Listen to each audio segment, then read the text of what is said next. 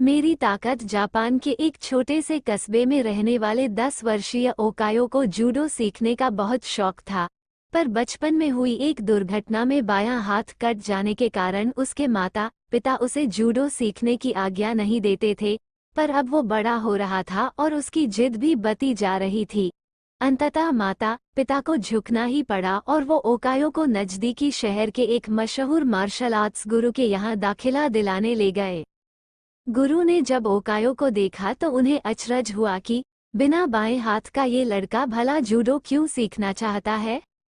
उन्होंने पूछा, तुम्हारा तो बायां हाथ ही नहीं है तो भला तुम और लड़कों का मुकाबला कैसे करोगे? ये बताना तो आपका काम है। ओकायो ने कहा, मैं तो बस इतना जानता हूँ कि मुझे सभी को हराना है और एक दिन खुद सेंसेई मास्टर बनना है। गुरु उसकी सीखने की दृढ़ इच्छा शक्ति से काफी प्रभावित हुए और बोले, ठीक है मैं तुम्हें सिखाऊंगा लेकिन एक शर्त है, तुम मेरे हर एक निर्देश का पालन करोगे और उसमें दृढ़ विश्वास रखोगे। ओकायो ने सहमति में गुरु के समक्ष अपना सर झुका दिया। गुरु ने एक साथ लगभग 50 छात्रों को जूडो सीखना शुरू किया। ओकायो भी अन्य लड़कों की तरह सीख रहा था, पर कुछ दिनों बाद उसने ध्यान दिया कि गुरुजी अन्य लड़कों को अलग अलग दांव पेंच सिखा रहे हैं लेकिन वह अभी भी उसी एक किक का अभ्यास कर रहा है जो उसने शुरू में सीखी थी। उससे रहा नहीं गया और उसने गुरु से पूछा, गुरुजी आप अन्य लड़कों को नई नई चीजें सिखा रहे हैं, पर मैं अभी भी बस वही एक किक मारने का अभ्यास कर रहा हूँ, क्या मुझे और चीजें नहीं सीखनी चाहिए? गुरुजी बोले, तुम्हें बस इसी एक किक पर महारत हासिल करने की आवश्यकता है, और वो आगे बढ़ गए। ओकायो को विस्मय हुआ पर उसे अपने गुरु में पूर्ण विश्वास था और वह फिर अभ्यास में जुट गया। समय बीतता गया और देखते देखते 2 साल गुजर गए, पर ओकायो उसी एक किक का अभ्यास कर रहा था। एक बार फिर ओकायो को चिंता होने लगी और उसने गुरु से कहा, क्या अभी भी मैं बस यही करता रहूंगा और बाकी सभी नई तकनीकों में पारंगत होते रहेंगे? गुरु जी बोले, तुम्हें मुझमें यकीन है तो अभ्यास जारी रखो। ओकायो ने गुरु की आज्ञा का पालन करते हुए बिना कोई प्रश्न पूछे अगले 6 साल तक उसी एक किक का अभ्यास जारी रखा। सभी को जूडो सीखते 8 साल हो चुके थे कि तभी एक दिन गुरु जी ने सभी शिष्यों को बुलाया और बोले, मुझे आपको जो ज्ञान देना था वो मैं दे चुका हूँ और अब गुरुकुल की परंपरा के अनुसार सबसे अच्छे शिष्य का चुनाव एक प्रतिस्पर्धा के माध्यम से किया जाएगा और जो इसमें विजयी होने वाले शिष्य को सेंसेई की उपाधि से सम्मानित किया जाएगा। प्रतिस्पर्धा आरंभ हुई।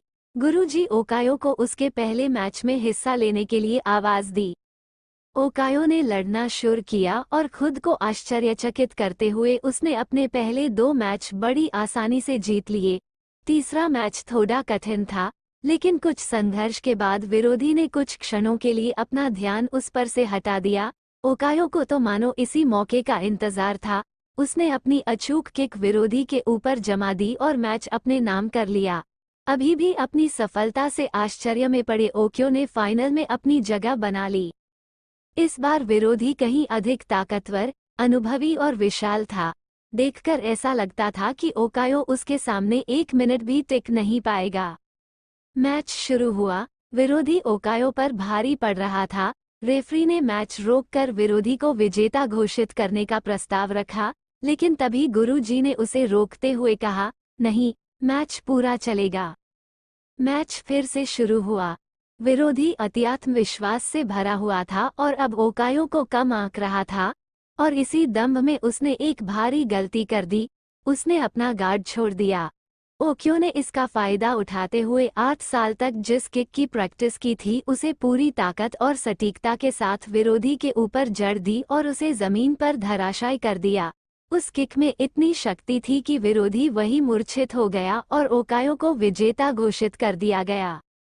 मैच जीतने के बाद ओकायो ने गुरु से पूछा, भला मैंने ये प्रतियोगिता सिर्फ एक मूव सीखकर कैसे जीत ली?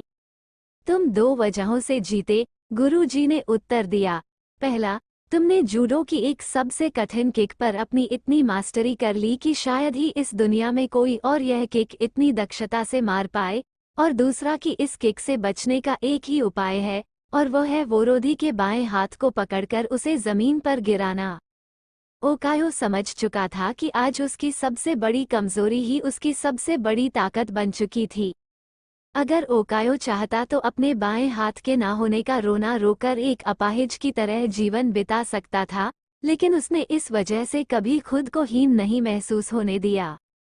उसमें अपने सपने को साकार करने की दृढ़ इच्छा थी और यकीन जानिए जिसके अंदर यह इच्छा होती है भगवान उसकी मदद के लिए कोई ना कोई गुरु भेज देता है, ऐसा गुरु जो उसकी सबसे बड़ी कमजोरी को ही उसकी सबसे बड़ी ताकत बना उसके सपने साकार कर सकता है।